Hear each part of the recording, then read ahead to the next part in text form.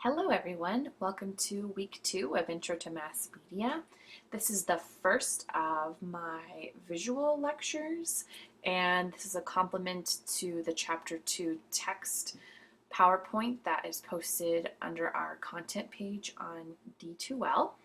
And the text portion of this lecture covers more the history and some of the hardware of the internet, and this portion of the lecture will cover human interaction theories and issues. Also, both go concurrently with Chapter 2 in our book. So let's go ahead and get started. We know that the internet shapes our human reactions. Even though it's virtual, not tangible or physical, everything we do is online. We bank, we shop, we interact socially, we conduct business, we work from online. Think about how many segments of your life are now conducted through this virtual reality.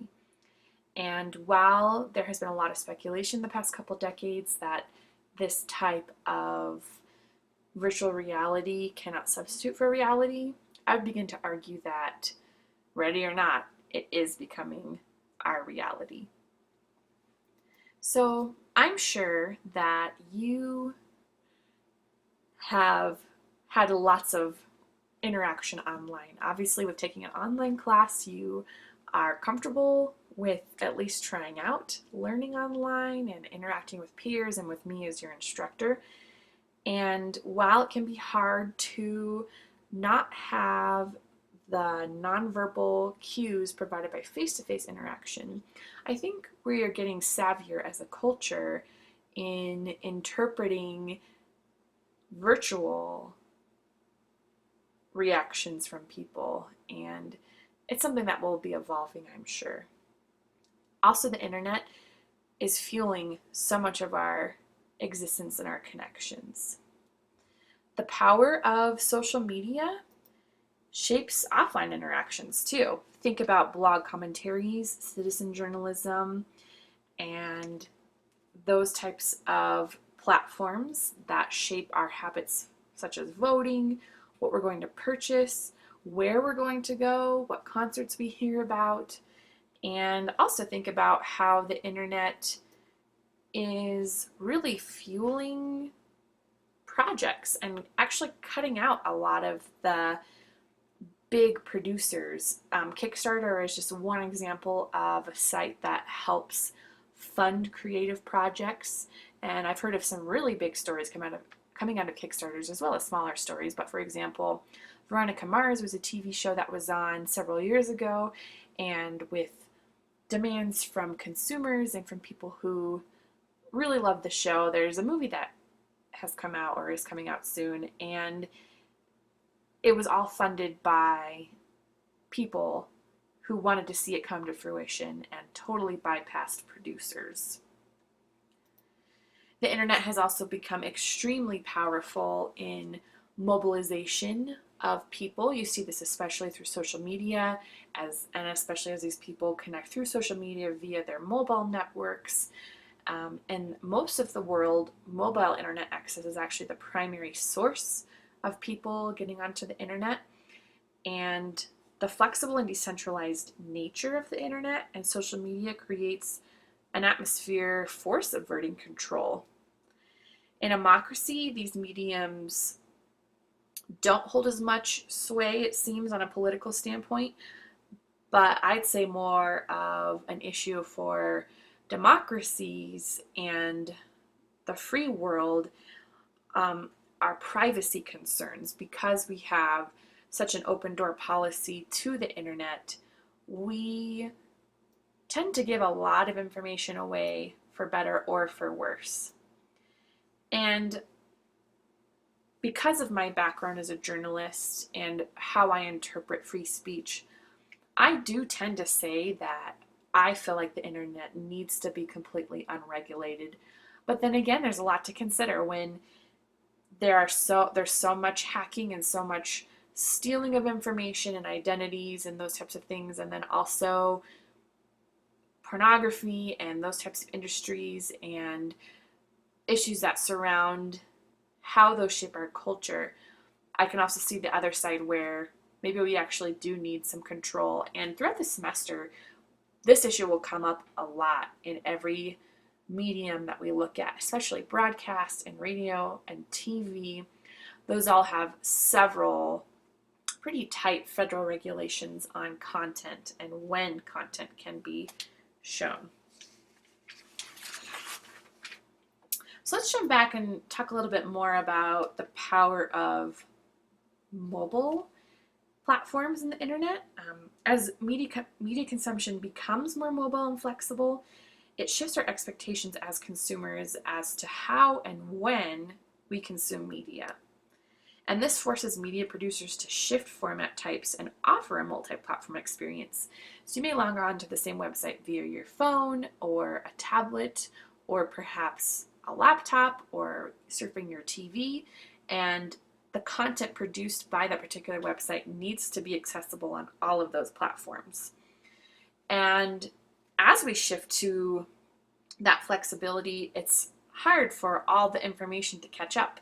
So think about how, as major companies with money recognize they need to jump on the technology boost, they are getting the message and creating the websites that everyone wants to surf to, leaving behind other types of information that might be harder to access.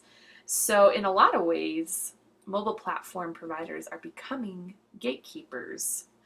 And a gatekeeper is someone or a company that filters media messages and then places those messages onto the mass medium for people to see. And in the past especially, this has been a very crucial role in every media industry. So think about how a newspaper editor would always control what messages went out on what day in the print newspaper.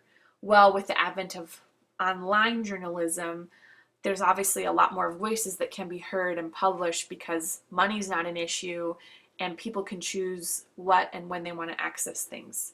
However, when you think about these new platform issues, the sites that are more accessible to mobile use and tablet use are primarily what people are drawn to.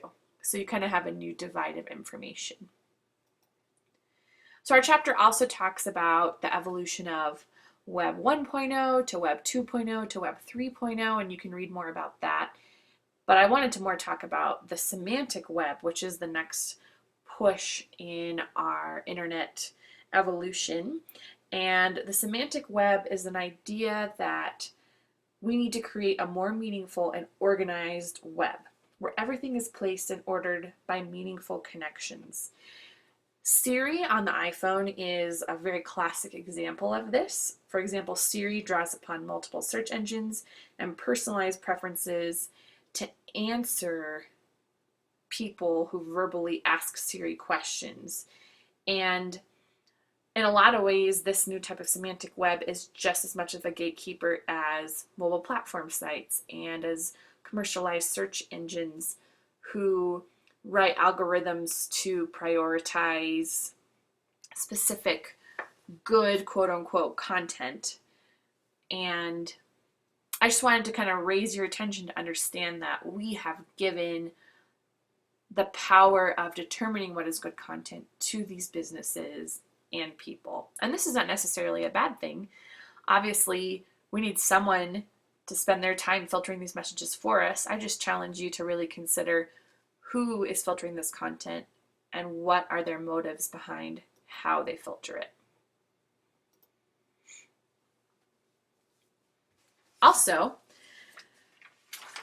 another theme that'll come up a lot this semester is how much media is grouped into huge conglomerates. And this is something that's tale as old as time. You think about back to Hollywood when there were, just several big production companies working, and they controlled all of the movies and the movie stars and the messages. And now you hear about pretty much all of the newspapers starting to be owned by bigger corporations as opposed to small town, one family ownership. And The internet, of course, a lot of this happens in the same way. You think about how much Google owns, Facebook purchasing Instagram. So while it's nice that a lot of these similar buys create a cross-platform experience that's more usable, again, the issue comes to light. How much power are we giving to these conglomerates as they begin to have access to all of our internet lives, if you will? So check out the Media Literacy and Critical Process box on page 67 for some food for thought on content shaping by commercial biases, if you want to take that a little further. And as I mentioned earlier, another big concern for the entire world concerning the internet are security issues. Are we really aware of how public our online spaces are as we become more comfortable with posting more information on there, and the ease and convenience kind of overcomes our fears of releasing our banking information or, home and social life and personal information online? Who is accessing this information? And should we be concerned about that? Because whenever we use the internet, we give away personal information. And, for example, American government was granted surveillance of all online activity by the Patriot Act.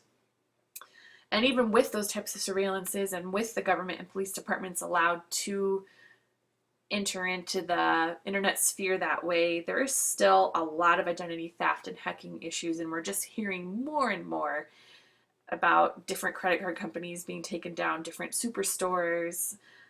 And for example, identity theft results in $3.4 billion each year to consumers in the US. So there's got to be a check and balance between complete privacy and complete freedom. I like to refer to the internet as the Wild West of our mass media. Another concern for regulation is actually children. Even though we technically as a democracy have freedom of speech, philosophically over time, as people and as a judicial system, we've interpreted that freedom of speech as we still need to protect segments of our society. And so pornography is a big industry that is regulated on the internet. And there's other issues as well that you can read about in the book, and regulation we'll get into even more with other areas of media. So my big questions for you today are, do you think there should be regulation of any kind for the internet? And even though we consider the internet to be a great source of democracy, both for America and for the rest of the world, is commercialization of the internet threatening that free speech, or do we just need more education about the non-commercialized web? And as a culture, how do we determine what is good content, and who do we give that determining power to?